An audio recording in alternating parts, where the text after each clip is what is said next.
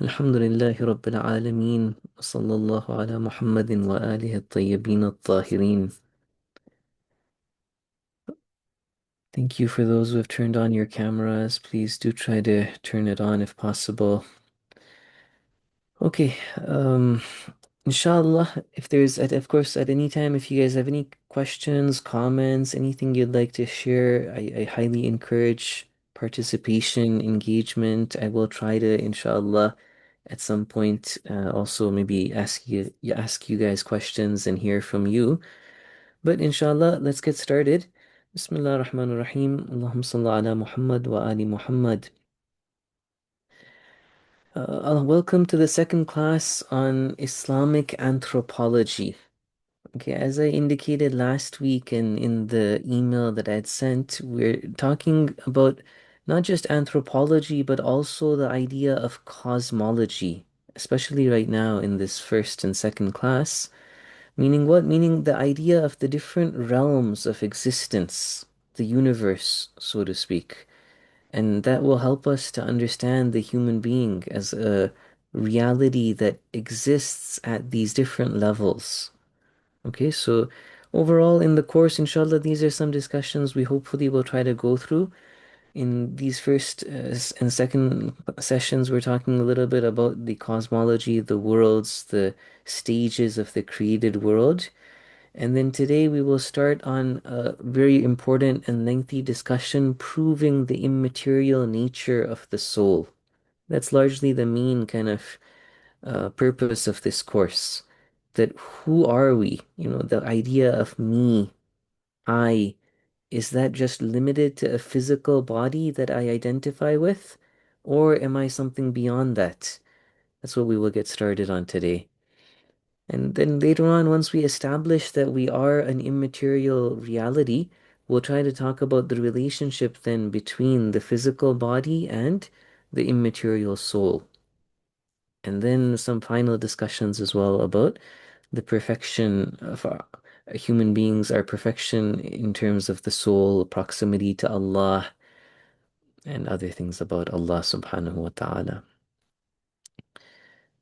In the end of the last class, I showed you students this interesting diagram right here. This is something that I'm going to again start with today, and this idea that beyond the physical world, we have other realms. And we'll go into a little bit more detail today explaining these other realms. There are two of them in particular that we were going to focus on. One of them beyond the dunya, beyond the lower physical material realm, there is the alam and mithal. Okay, we'll talk about exactly some of the characteristics of that. And then after that is the alam aql. Each one of them is greater in the sense that more of God's names, more of perfection is manifested. And so that's why it's depicted as a larger kind of part of the cone or a larger sphere. Okay. So, and at the end of everything, the most perfect of all unlimited perfection is Allah subhanahu wa ta'ala. And this is a kind of paradigm, a worldview that uh, the book that I'm following, the kind of series of aqaid, Islamic beliefs based on philosophy, based on mysticism, it brings this in again and again. Here, when we're talking about the soul, it talks about it. Later, when we talk about Allah subhanahu wa ta'ala, we will prove in a lot of detail the idea we have of God being the source of all existence, unlimited perfection. Later on, after that, when we talk about awliya of Allah, prophets and imams, again, we'll come back to this. When we talk about ma'ad, again, we'll come back to this. So it's really a kind of important concept that will help us put a lot of Islamic beliefs into perspective and somehow appreciate the depth that is there in a lot of what we believe in.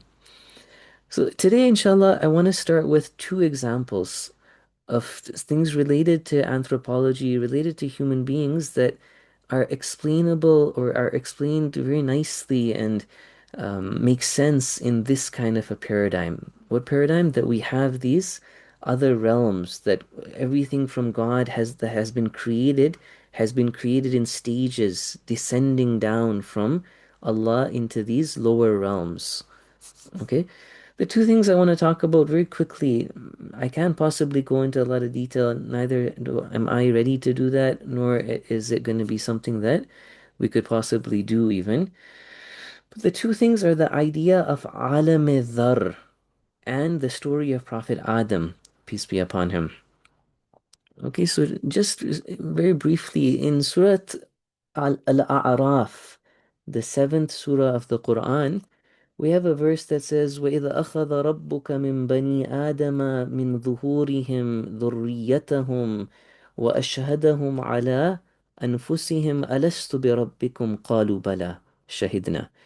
There's this verse that says that there was a time that we took from the dhuhur, meaning from the loins of Adam, or from the loins of the children of Adam, we took their descendants and we somehow took a pledge from them that am I not your Lord? And they all bore witness that yes, O Allah, you are our Lord. We have a lot of ahadith about this. We have a lot of ahadith commenting on this specific verse, and we have lots of other ahadith about stages before the world, how human beings were shadows, how human beings or Shia were created from the clay of the Ahlul Bayt, and other such complicated ahadith. Specifically about this verse, we have ahadith that somehow say that dhar means like atoms or particles, were somehow taken out from Adam and they were all somehow, I don't know, presented to God and they somehow agreed to believe in God, just as the verse is saying, basically. How do we understand these ahadith? Just, a very interesting point. A lot of Shia scholars before Mullah Sadra, before philosophy somehow showed that this is possible to explain, rejected these ahadith. Great Shia scholars who were somehow, trying to use their intellect, but they were not qualified or not able to use it the way later Islamic philosophy proved. They thought that these ahadith go against the intellect, and they made simple kind of analysis where they said, how can, somebody that's not even a grown human being make a covenant? Definitely, these are all fabricated ahadith, and they rejected all of these ahadith. But Mullah Sadra, the great Islamic philosopher who lived about 400 years ago, he tried to, based on philosophy, say that no, these are very, very acceptable. Not only are there so many of these ahadith that we cannot reject them, but in addition to that, we can explain it based on that paradigm, that intellectual paradigm that I was trying to say, that there are these stages of existence before the dunya, before the lower material world that we live in, that all human beings have descended. We were in a higher realm, so to speak, beforehand. And so in that realm, in one of those stages of our existence, it's somehow what happened over there is being depicted in this verse and in these kinds of ahadith. And so today, generally all Shias would accept these ahadith. Today, it's no longer the case that these ahadith are discarded and considered to be an exaggeration.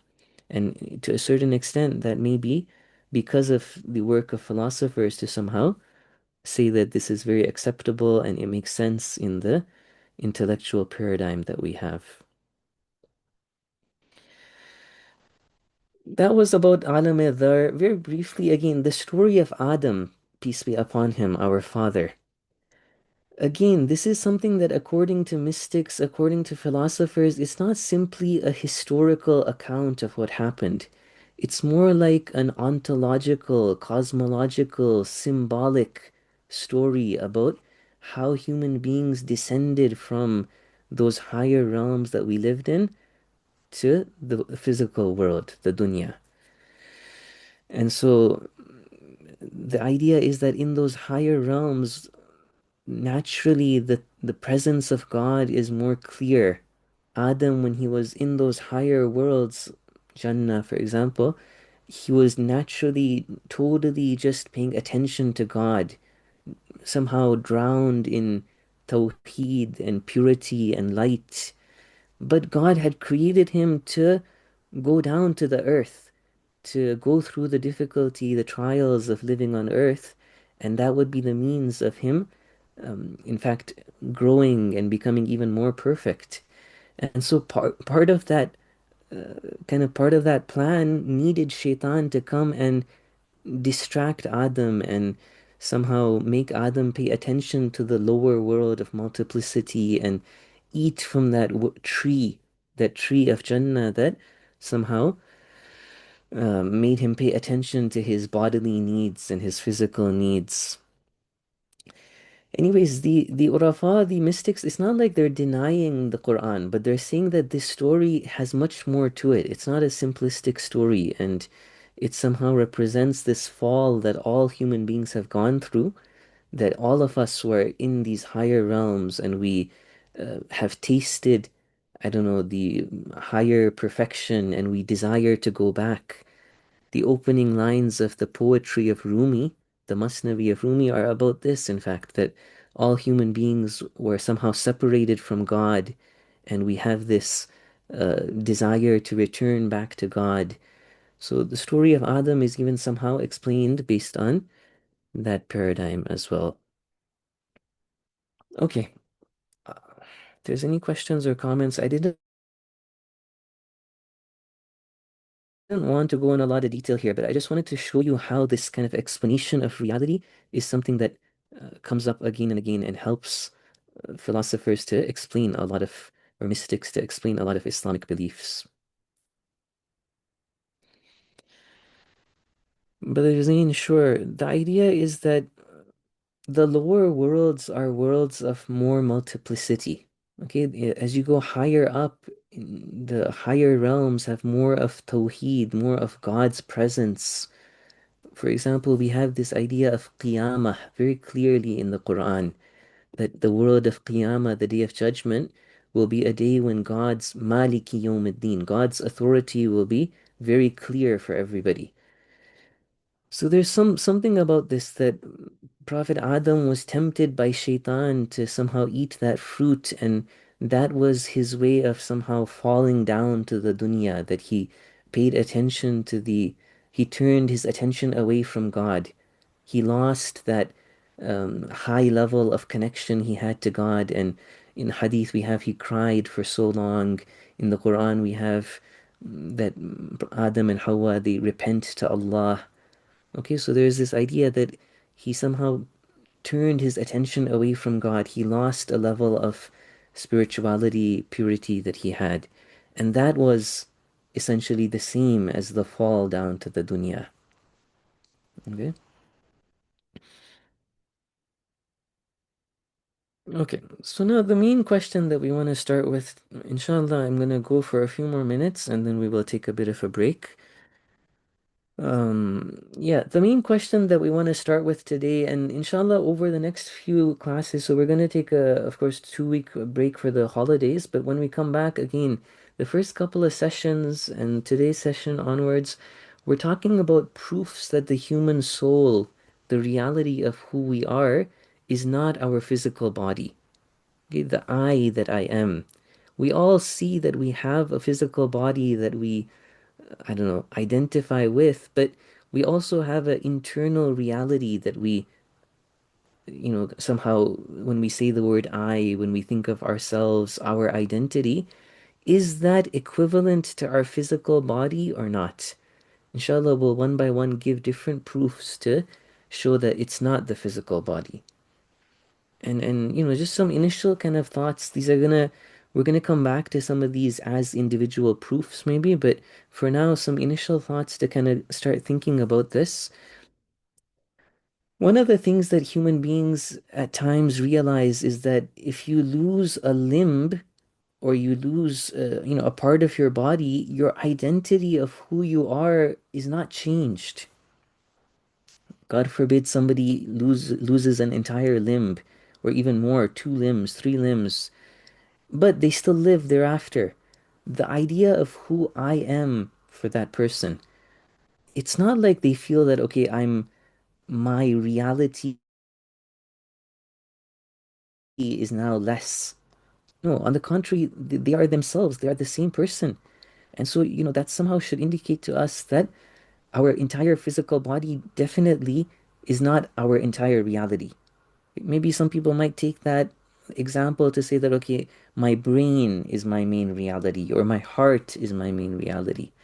These are things we're going to come back to. We're going to try to tackle and answer in a lot of detail that this is what modern science might say, that your entire reality is your brain.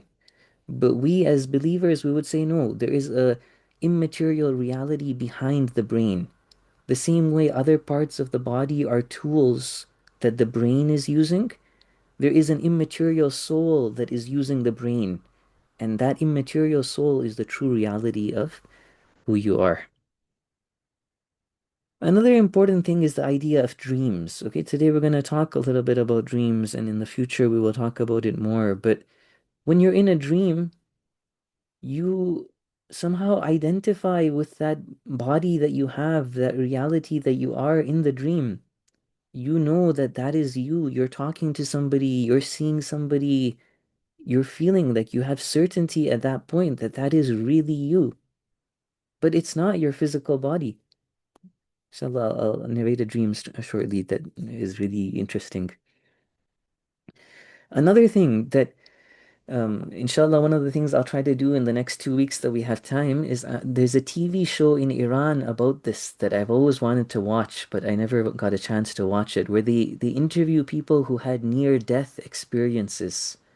But this is a phenomena. You can look into it, you can search it.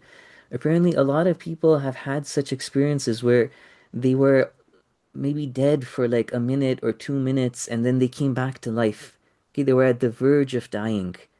Ayatollah Khamenei, for example, has like interviews where in, I don't know, the early 1980s, he was injured very, very badly, and he thought he was going to die. Okay, so these people, their body has like become totally, totally just dead for like a few minutes. Yet when they come back to life, they narrate that, oh, I saw certain realities. I was thinking about something. I was beholding what was happening. What was it that was seeing? What was it that was thinking of something? Their body at that time was totally, almost dead, basically. And yet when they come back to life, they can remember certain things that they saw. So again, how do we explain these kind of near-death experiences? All of these brothers and sisters are somehow proofs, are somehow, wake-up calls that we are not the physical body and that's it. The last is that dreams are not, there's one time where we talk about a dream and how I perceive my reality in the dream. There's another time where no, the dream actually, I was able to go and communicate with somebody who died. Again, there's so many examples of that we can't easily reject it. And, how am I talking to a dead person? I'll tell you guys stories in the future. Shahid Muntahari sees somebody dead and gets a message from them. And then when he wakes up, that message was true. He realizes that the dead person wanted to tell him something. How do all of these make sense? If we just have limited the reality of who we are to a physical body, none of these would make sense. Okay, the last thing, inshallah, that I will end with, and I'll take a 5 minute break, and I'll let you guys ponder upon these questions over here.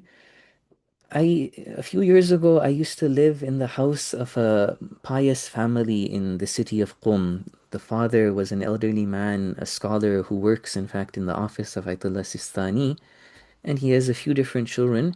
One of his daughters, her husband passed away, and at that point, we had to then leave the house. I was renting the top floor, and the daughter with her children moved into that floor. So we left and went somewhere else.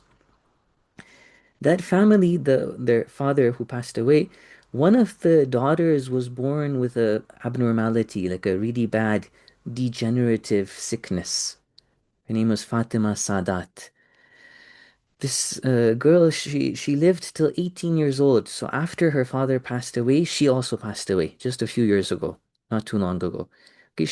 From a young age, she had like a really, really bad sickness. She couldn't walk. She was in a wheelchair. It was getting worse year by year. Very, very recently, the mother was telling my family that she was in the haram of Mashhad and she had a dream. Somehow was there in the haram. She fell asleep in the haram and she saw her daughter. This daughter of hers, who her whole life she had a degenerative disorder where she couldn't walk. She was in a wheelchair. She witnessed her daughter, and her daughter was fine. Her feet were okay. And she was getting married. And she somehow went up to her, and her daughter was very happy, and she was in a good state. And then she woke up from her dream. So, this is an example of how the Islamic explanation for this would be that these are realities. Such dreams are a reality that, or very likely that it is a reality that in the alam and mithal, people even after death are continuing their life. And sometimes in a dream, we are able to somehow see the reality of what's happening in that world. Okay. I kind of gave away the answer to the question that what is the Islamic perspective, but I still will let you guys think about this. If you do have any comments, I'm gonna open up breakout rooms since I will be like 5 minutes or so. If brothers want to go in one breakout room, sisters would like to go in another breakout room, I'll leave it up to you, inshallah. But yeah, just think about dreams. I think dreams are a very important thing that will somehow allow us to prove a lot of what we want to say. And so, what is the Islamic perspective? What is the modern, secular, Western, atheistic perspective on dreams? Do they have an explanation for how dreams work? Inshallah, I'll let you guys think about that. I will be back in about 5 minutes, 7 minutes, inshallah, and then we can continue.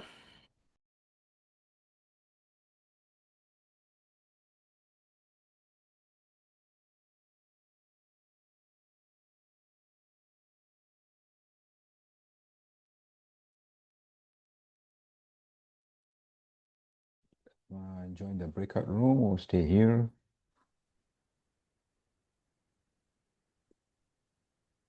I'm okay to stay here. Yeah. Yeah. I wasn't aware that there's a atheistic perspective of dreams. I don't know if anybody else was aware of that. I mean, I guess the idea that you see your subconscious thoughts instead of like higher realities. Hmm.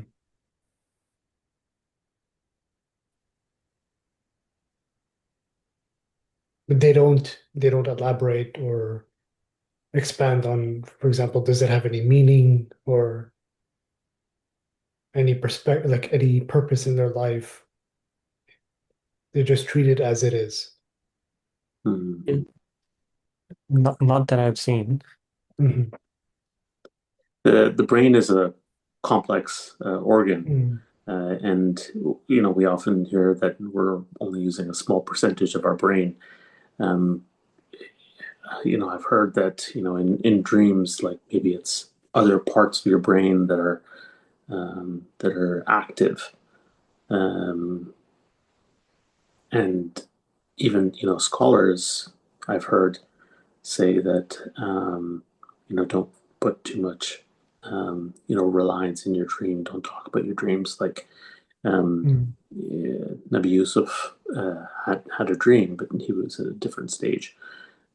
So, like in all cases, are these dreams, or is it actually like our soul going places and having real experiences, or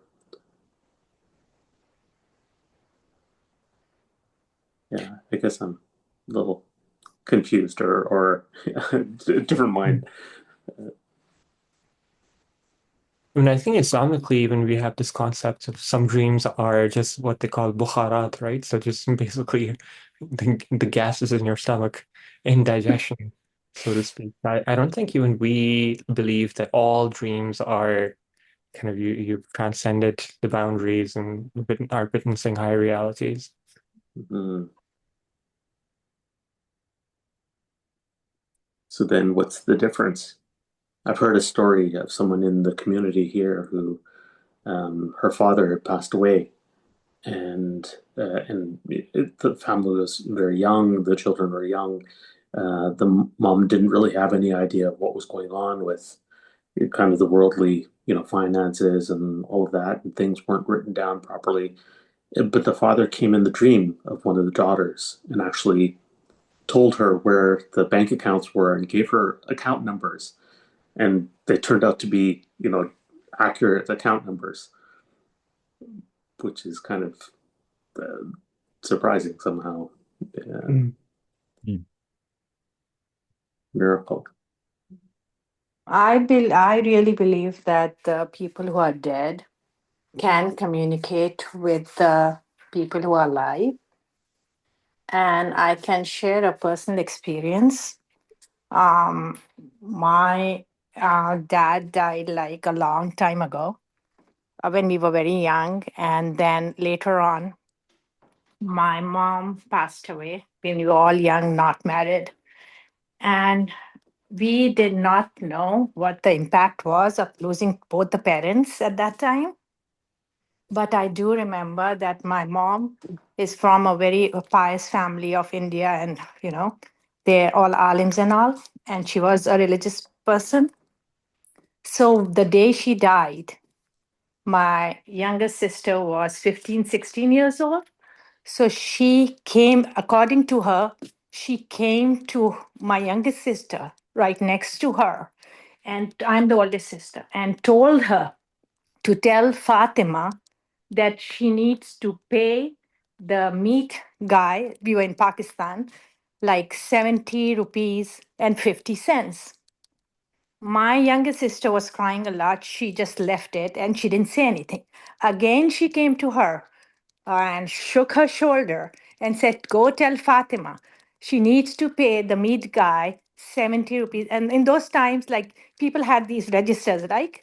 If they didn't pay at that time, they didn't have cash, they just put it in the register and you pay it later. So my younger sister, still crying, she didn't bother to say anything to me. The third time, my mom came and shook her hard. The day she died, shook her hard, and this was Thursday night. And she said, "Go tell Fatima. She needs to pay the meat wala 70 rupees, 50 cents, or 50 pesos, whatever." Then my younger sister comes running to me and she says, "Do this." And I was really in a bad, at that time, you can imagine you had lost your dad, now you lost your mom. I didn't say anything. I said, "Okay, I need to take care of it." So I went and told the driver, gave him 100 rupees and said, "Go to the meat wala, just go and pay him. Just give him 100 rupees. The driver came back exactly with 29 rupees and 50 cents. So I didn't know the amount. My sister told me the amount, but I didn't care to remember that.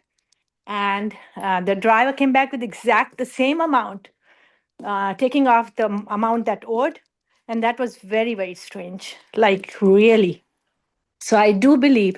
And then later on, I found out from hadith and from all that, all the lectures and all, that a moment needs to pay off its debt as soon as possible.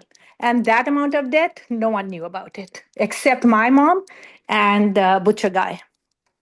And this is not only one incident, several incidents in our lives, I know, have happened that it just couldn't be a coincidence at all. At all. And my belief in this is so strong that I share this with people, not to for no other reason than to make them realize that there is a connection. There is a connection, and when it needs to be made, they make it. MashaAllah. Assalamu alaikum. Well, I'm back. I'm glad to see that there was conversations happening. People are also in one of the breakout rooms. Let me close the breakout room, let everybody come back, and then inshallah I can hear any thoughts that you guys had. I was just sharing a story. Please, you wanna, well, let's wait. There's some of the people are in a breakout room, maybe still in a few minutes, in like a few seconds, they should be back, and then we can, inshallah.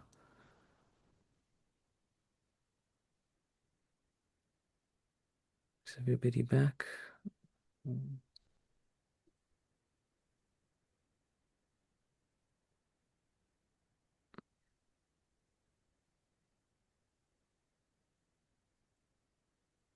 Okay, inshallah, let's get started. I think some people may still be in the breakout room, but they'll join us soon. So yeah, Sister Fatima Ali, what were you saying?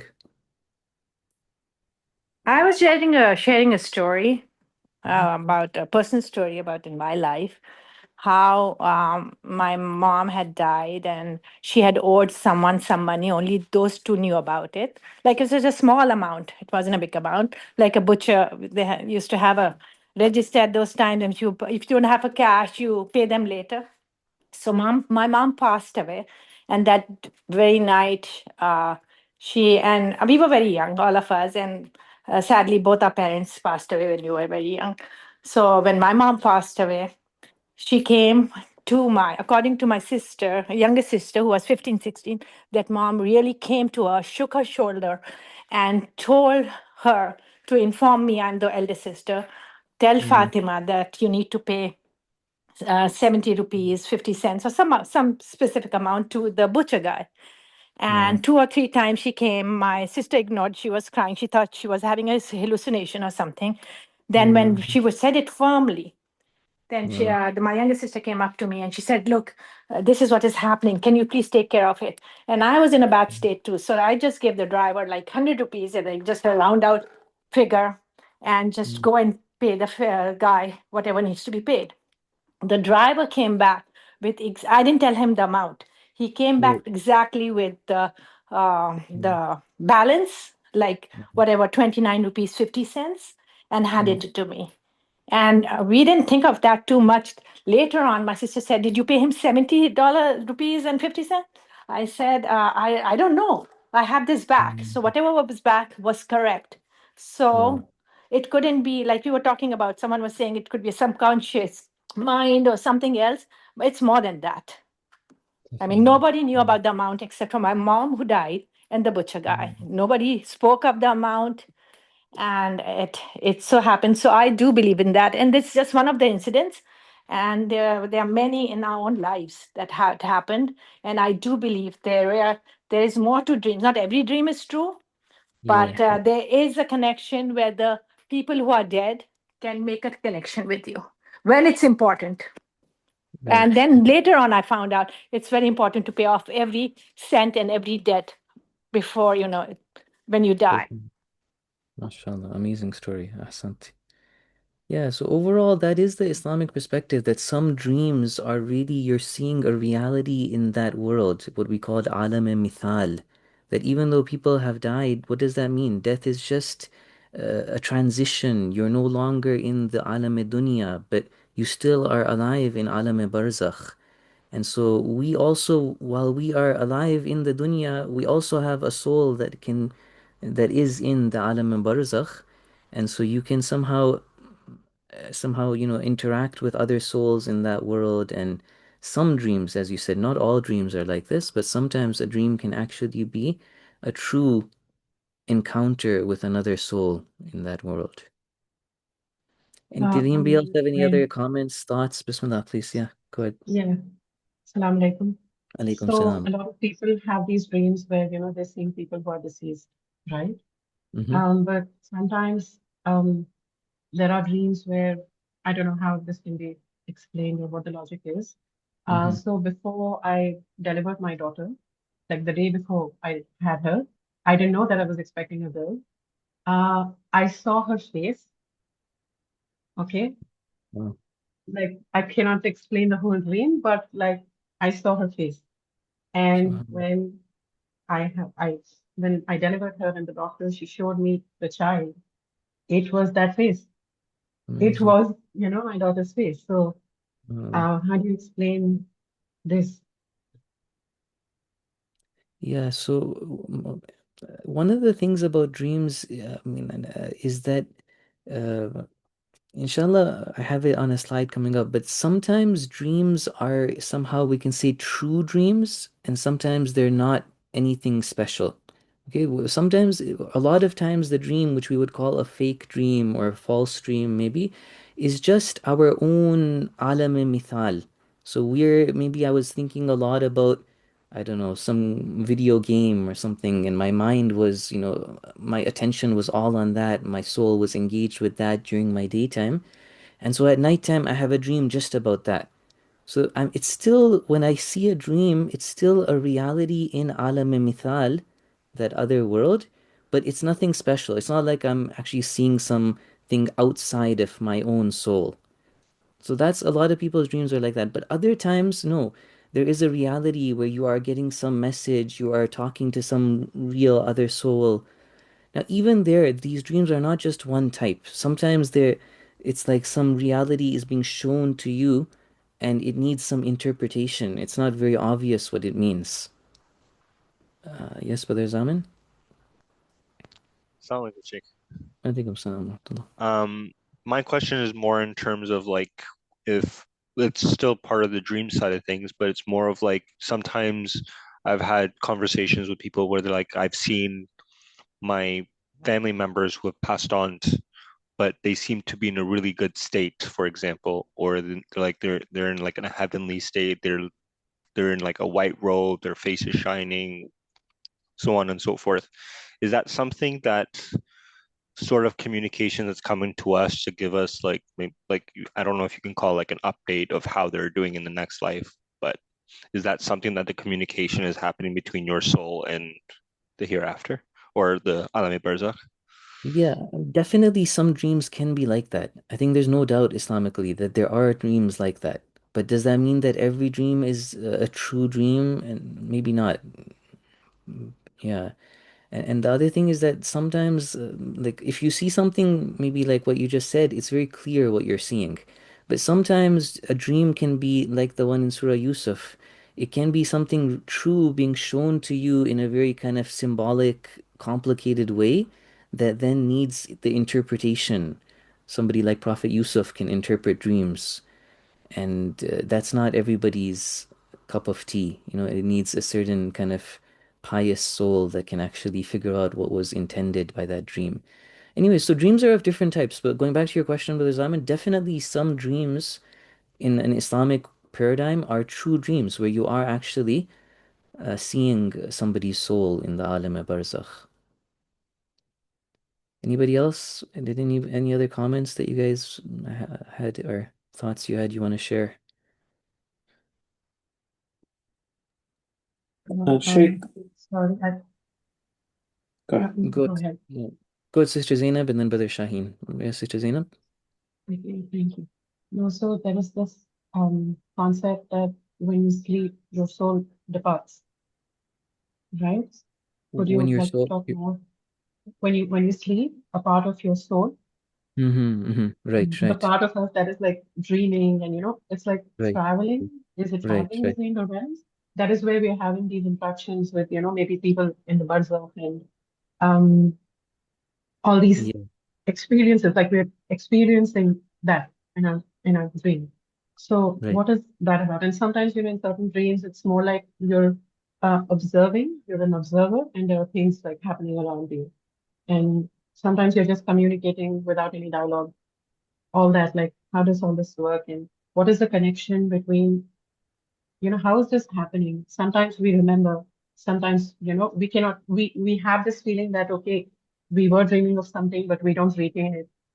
Um, yeah, maybe Yeah, if you so could, what is this concept of, the soul departing and then, yeah. sure, sure. There's a verse of Quran, Surah Zumar, the 39th Surah. Allah takes the souls at the time of their death and those who have not died in their sleep. And then He retains those for whom He has ordained death and releases the others until a specified time. The idea is that um, our ruh, okay, so this is something that if we inshallah reach discussions about ma'ad, I think there it will come up a little bit more. So I had been reading it, and so it was explained something like this, that our ruh is something that it can somehow pay attention.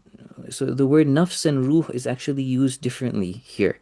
The ruh is something that is like sent by the nafs to the body, and at the time of sleep, its connection to the physical body is somehow weakened. The body is still alive and it's connected to the body.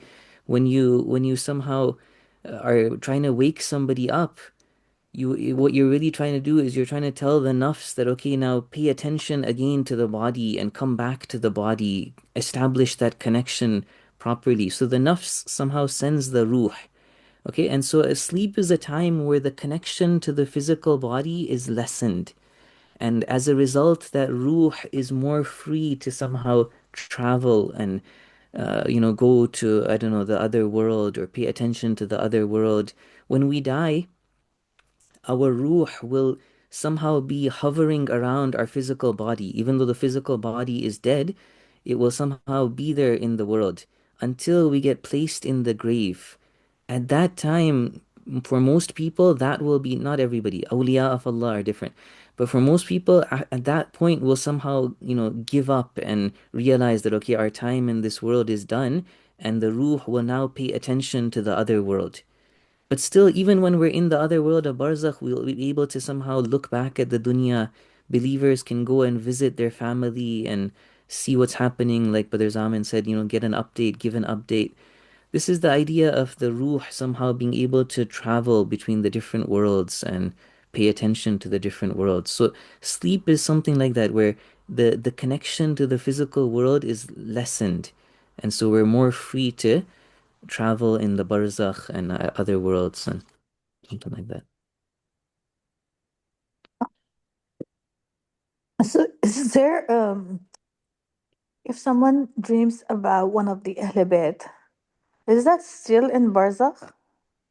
Yeah, yeah, I think it's barzakh, and I think a dream where you see the Ahlul Bayt is definitely a true dream. I've heard something like this, that if you see one of the Ahlul Bayt, it's not gonna be like a fake dream. Okay. And then, what about when you dream about something in Jannat? Is that real Jannat or is it just an experience Mm. in Barzakh? So now, when I say barzakh, it's more like the world of forms. Inshallah, we're gonna talk about this a little bit right now. Where even Jannah, in that sense, when we're seeing it, it has forms. But um, I'm not so sure, Sister Zahra. It may be something that we do believe. I think I was saying this last week, that all of these realities are there right now. Barzakh, if it's one world, and then Qiyamah, if it's another world, then they are there right now, but they're just hidden from us. And so maybe it's possible that some people may see into that higher world, even beyond Barzakh, because it does exist right now. So the ability of Eru to travel to Barzakh and beyond, maybe, is dependent on the character of the person, the knowledge of the person. What is it dependent on? I'm not sure. Like, I'm not saying that Okay. it's only pious people who can get special dreams. No, I don't think so. I think there's some complicated system here where some people see dreams, some people don't see dreams. But you know what I was saying about interpreting a dream? Mhm. Interpreting a complicated dream is very much dependent on that soul. Like sometimes certain realities will be shown based on your own soul to you in your dream in a certain way. And that's why it's not like it's not like you can pick up a book of like interpreting dreams and it would work for everybody. No, there's Yeah. certain things that are specific about you that you will see in a certain way, and that's why, like, awliya of Allah, very special people like Prophet Yusuf in the story, they somehow have some perfect knowledge that they don't make a mistake in the interpretation of the dream. Okay. All right. I get it. One last question. So, Mhm. when you dream of somebody somewhere, or you're meeting somebody, and they dream of something else, or they dream of you somewhere else, or somebody else is also dreaming about you, what is the reality? Where is your soul? Because in your dream, your reality is that you were with this person at the same Mm. time that somebody else was with you in their dream. Whose reality is, I mean, what is the real reality? Mhm. Even the idea of time is different in that realm. So, something may happen like just the way you're posing the question is that simultaneously two dreams happened, right? And so you can only be in one place, you're saying. But I think that it's like a different world with different rules, and it's not impossible maybe that you could be in two different. I'm not sure. I don't think that there's a problem there in actually having a real dream where you see one thing, and that same night somebody else has a dream where they see you in a different scene. I think that that's possible. That makes sense. All right. Thank you so much. No problem. Okay, if there's any, Brother Shaheen, you were going to say something. Bismillah, and then Um, we can yeah, continue. sorry to. I know we've gone on quite long with this questions, but No problem. maybe just it's something that you can cover maybe in future class or as you go through the lesson. I'm wondering about the brain and the mind and kind of what is Right, that? right, Is yeah, like when we're talking about the ruh, are we, or the soul, or even thinking, or where is yeah, yeah, knowledge? Is all of that in the connections that we have, like what science yeah, says that is part of that brain, that's the thinking. yeah, yeah, When we're talking about the soul, like what is someone who is mentally disabled? right, Is that somehow that even their soul is disabled? Like I'm right, trying to, I guess, yeah, yeah. correlate between the brain, the mind, and the soul and the rule. Inshallah, we will talk about this more, but for now, the basic idea is that the body, including the brain, is a tool that the soul needs. If there is a malfunction in the body, then the soul cannot act properly. Okay, it's like imagine you're driving a car and the brakes don't work. You know how to brake the car, but the car is not going to let you brake. The car has the malfunction, right? Similarly, somebody who has, for example, a brain issue or other physical problems, their soul is not going to be able to somehow interact with the world properly. And so there is a reality there where the brain has a very important, it's a means, like I said, the same way that scientists, non-Muslim scientists would say that, for example, the eye is just a tool that the brain is using, and everything, the eye is feeding whatever it sees into the brain. We would say that no, there's the reality of seeing, inshallah we'll come to this, is something that is not a physical reality. At one instance, you can look at a huge landscape. Imagine you're standing on a mountain in British Columbia and looking at like a huge scene in front of you. Your soul is perceiving all of these different things in one go. That's not a physical reality. That's an immaterial spiritual reality, but you are using your eye, you are using your brain. This is somehow the tool that is being used to somehow feed this knowledge into your soul. And so there is a very important role of the brain, and that then explains why, if you, I don't know, injure your right side, you forget certain things, and you injure your left side of your brain, you forget other things. It is a necessary tool for most people that we need. Okay. Okay, very quickly, inshallah, let's make a few more points about now. We're going to go into the idea of the first proof. Okay, so the first proof, first of all, there was a slide here just kind of explaining what is material versus immaterial. Okay, we'll kind of come back to this that there are three different worlds that we're talking about. There is the dunya, which has material bodies and things that we can sense with our five senses. And then there is a world above it which is not material. Meaning what? Meaning that you can't travel there. It's not like, it's in space. If you go up in the sky, the whole story of Prophet Adam descending from heaven, it wasn't like he came down through the, I don't know, skies and landed on planet Earth. No, it was a descent in terms of those realms of existence where he was in Alam-e Barzakh or that other world, and then all of a sudden he somehow found himself in this uh, dunya. Okay, so there is the material world, and then there is a world which is not material, but like our dreams. There is still shapes and forms. And then there is an even higher world which has no shape. It's totally immaterial, no form, nothing at all. and not nothing at all. There's still realities there, but no shapes, no forms. And the first proof that we will try to give, we won't complete it today, but the first proof for the immaterial nature of the soul is that we ourselves can we have knowledge that is in every one of these worlds. There are certain types of knowledge that I have that is belonging to the second world, that immaterial world where there are still forms and shapes. I am able to somehow remember images or I see myself in a dream. That means that I exist at that world as well. We'll go into a little bit more detail. And even that higher realm of something that is beyond form, again, some of our knowledge is from that world when we think about it. It doesn't have any shape, any form. And therefore, I must also exist at that level to be able to perceive knowledge that is like that.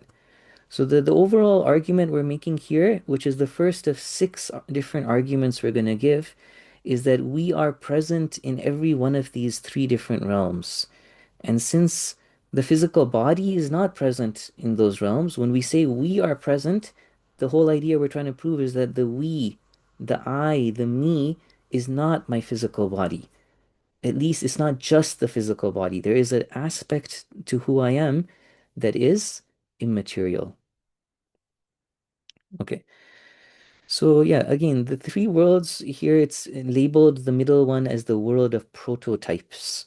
Okay, the Arabic word would be the world of the dunya.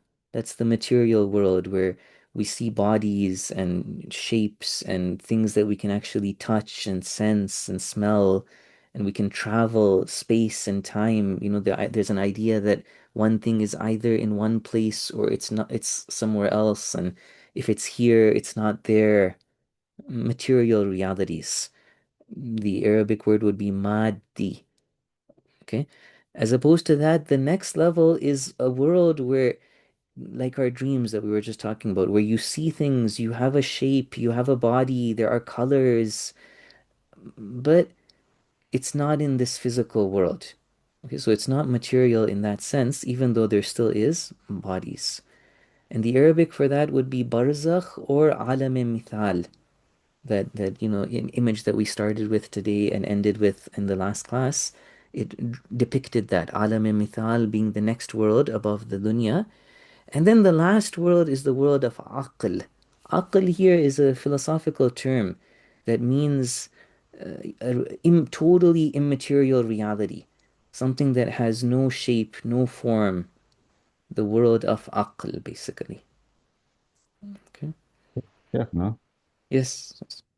Um, when our prophet went from Mi'raj, would you say then it was the world of Aql? That's a good question. I think that some of these, again, I'm not 100% ready to answer all of these questions, but I think a lot of these realities in that world are depicted to us or explained to us in language that makes sense to us. Hmm. Okay, because we can't really like appreciate the reality of some of these higher things. So, the Ahlul Bayt, Allah somehow talk to us at a level that we can comprehend. So it's not far-fetched that yeah, some of it may have been the world of aql, but then it was explained to us in ways that, seem to be with forms and shapes and stuff. Yeah, because the Quran does mention that, right? Kaaba, of course, saying Wa'adna was so close, Yeah, right? So yeah, yeah. I cannot comprehend, but Right, what right. that means actually, right? So Yeah. okay. Okay. So the idea of the middle world, the alam of mithal, is that, like I said, non-material bodies, they're still um in a sense physical. Okay, not physical in the sense of being in the dunya, but it has color, shape. Coordinates are separate from this world. It's not like I think I told you guys the story of Naraqi, right? At the end of the last class, in the grave, Naraqi entered the Alam Barzakh. That's the idea that normally you can't just go in there. But he, because of his high level of piety, spirituality, he somehow had the ability to enter that world. Otherwise, normal people can't just travel and reach the Alam Barzakh. Right? But after death, like I was just explaining, everybody will somehow by force be taken to the alam barzakh. Your ruh will somehow turn its attention to that world and wake up to that reality that was always there. Yes, Sister Shiza? I just had a question about the connection between the mind and the body. Hmm. Some scholars here in the West have given this perspective of having an embodied conscience. So conscience being the soul, but because the soul is within the body or experiences the world through the body, the soul is then transformed and through that experience of bodily and material existence and the environment, basically the material environment influences how the soul is able to expand or transform or experience things. And I just wanted to ask you what the Islamic perspective would be. So, inshallah, one of the things that we should come to afterwards, if we get to time, is this idea that what is the relationship between the body and the soul? And it is a two-way relationship where the body influences the soul. By acting, by doing things, we are molding and developing our soul. The soul also is the driver, the somehow the force that is pulling the body and, doing anything that it's doing. So there is a two-way relationship there. And in fact, we've come to the end of time. Let me just tell you one point very quickly. Mullah Sadra, he changed the entire kind of understanding of the relationship between the body and the soul, as opposed to previous Islamic philosophers.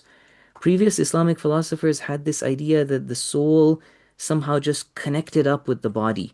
When a baby is in the womb of its mother, the soul is somehow, and certain maybe Islamic tradition does seem to indicate that there is a soul that is breathed into like the body. Okay? As opposed to that, Mullah Sadra proved with a lot of different proofs, he's tried to show that no, we start off as nothing but a physical body, and then as the body develops and grows, we somehow reach a level where we grow into something that is no longer just physical. We develop this immaterial dimension to us. And so the body is like in a sense in Mullah Sadra's explanation of Islamic philosophy, the body is even more important. It's not just like a tool that the soul is using. It's a dimension, a level of our reality of who we are. We are something else. One day we will shed that lower aspect, but right now, while we have it, it is a part of our reality. And so basically, there is this idea, to go back to your question, sister, is that there is this very deep connection between the body and the soul. And that's why, we should take care of our body. We should somehow value that it is through our body that we are able to serve God and obey Allah and influence the soul. The soul acts through the body normally for most people. Okay, Alhamdulillah, we've come to an end of our time. If anybody has some questions, I'm happy to stick around a little bit, but officially we can end the class. I see there is a question in the chat. Let me just recite salawat, and inshallah, if anybody needs to go, they can head out. Wa sallallahu ala Muhammad wa alihi at-tahirin. Sister Zainab Kazmi, I have a question about descent. Considering that our descent was non-diminishing from higher realms, thus we have existence in the other realms. Yes, this is definitely true. Would our ascent back to those realms be considered an unveiling rather than an ascent? Yeah, I think that's true as well. How does change development of a soul work? There's some way that it still works, Sister Zainab, that like by going through tests and trial and obedience to God in this lower realm, we are somehow expanding our perfection in those other realms. Now, yeah, like that perfection maybe was always there, and it's somehow hard to understand. I'm not saying I have a clear understanding of it, because even the whole idea of time is more a measurement that we have in this lower realm based on like the orbit of the sun and I don't know, movement.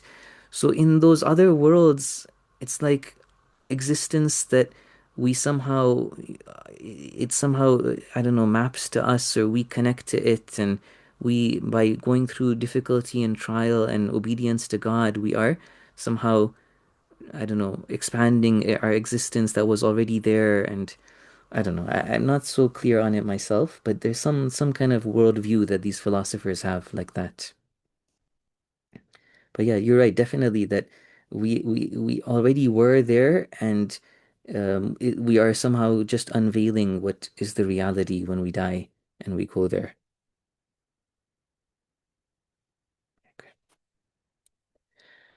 Okay, if there's any other questions, otherwise, inshallah, we can end, and I'll see you guys in like 3 weeks' time. We have a 2 week holiday, and inshallah, after the winter break, we will have the next session, inshallah.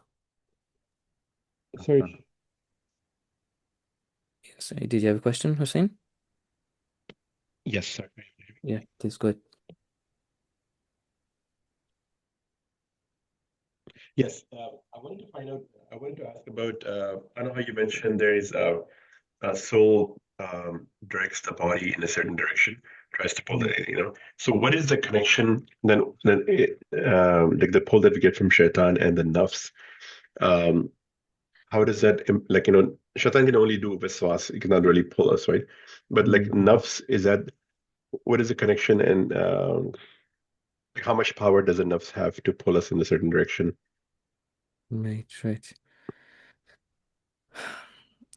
The nafs, so in this kind of discussion, when we say nafs, we're talking about the immaterial soul of the human body. Okay, so that's what you're saying. Nafs is more that kind of nafs al-ammara that's commanding us to do bad sins, and right? These Right. are, it's somehow the nature of our soul is that it desire and like wanting things, I don't know, desiring things. And so, like you said, shaitan has certain ability to put a thought in our mind to attract us to sin, make the dunya look even more appealing for us. But he doesn't have complete control. He doesn't make that decision for us. Anything that we do is our own decision that we are responsible for. So somehow this immaterial soul of ours has all of these different dimensions, faculties within it that somehow, explains, yeah, these Islamic concepts. Okay. Thank you, Sheikh. Thanks. Yeah, there's this idea again in philosophy that it's one reality that has all of these different things in it, anger and, I don't know, desire and other faculties as well. That again, one of the since you asked the question, one of the things that maybe we'll come to is that understanding the soul is a good way for us to understand Allah subhanahu wa ta'ala. And one of the things philosophers say is that there is this multiplicity and unity that a soul has, that also is there with Allah. That Allah has this, like all the creation is somehow not disconnected from Allah. It's all encompassed by Allah, under Allah, yet Allah is something greater than all of the creation. Even the soul is like one reality that has all these things under it. These different things are under the soul, encompassed by the soul. The soul is still something greater than those. So these are kind of things that we don't see examples of that in the physical world, but thinking about the soul can help us understand that kind of a relationship that is the case with Allah as well. Masood, you wanted to Okay, say got it. something?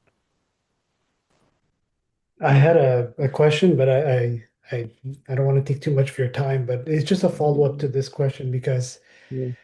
it's a very interesting topic, and because we're talking about these four faculties, and so when you were talking about the alam al-aql, and you're saying that the soul is created then, and just like these four faculties, they based on my understanding, it's like it's as if they remain dormant, because it's just soul at that point.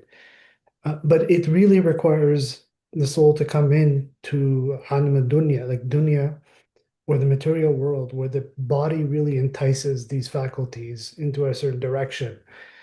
Other than that, it's as if like it's a really like um, like synchronized with the soul. I don't know if that makes sense, but I'm just trying to understand sort of the transitions between like these how these faculties become more and more enticed or stimulated. Sister Fatima Ali has also asked a question that's about the ruh. وَيَسْأَلُونَكَ عَنِ الروح. Like Allah says that we're not given much knowledge about the ruh. مَا أُوتِيتُم مِّنْ عِلْمٍ إِلَّا قَلِيلًا, something like that. So how exactly that relates to this discussion about the soul, I'm not 100% sure, Sister Fatima Ali. And even Brother Masood, like, yeah, so your point was that were you asking something, or were you just kind of commenting on how the soul, like in the dunya, it activates these dimensions of the soul? Is that what you were saying? Like, Yeah, that's what I'm saying. Like it's in Alam al Aql, like if we're saying the soul is mm, created, then we're talking about the covenant at that time. yeah, It's yeah, these faculties are just dormant. It's really becomes sure, sure, stimulated in the material world. And yeah, that's what, because of the body in itself. And like I'm not putting the blame on the body, but it is right, like right. it seems like the body is the one that pushes the imbalances in those faculties. That makes sense. And first of all, there's also like a deep, somebody was asking about like the connection between the body and the soul. There's so much there. Even that's why medicine is so important. And, somebody's like food that they eat might make them more angry or something like that. There is this deep connection where the temperament of the body can affect the soul. But then also one thing to keep in mind, of course, is this is all part of God's plan to test us and make us develop more perfection. That unless we went through these difficulties, we wouldn't, be able to achieve the higher perfection in the alam aql. So it's the fault of the body, but it's also like a blessing that if we use it Mm, properly, then we can attain more and more closeness to God. Inshallah. thank you. No problem. Okay, guys, take care. Inshallah, we can end with that. Fi amanillah, everybody. في أمان الله.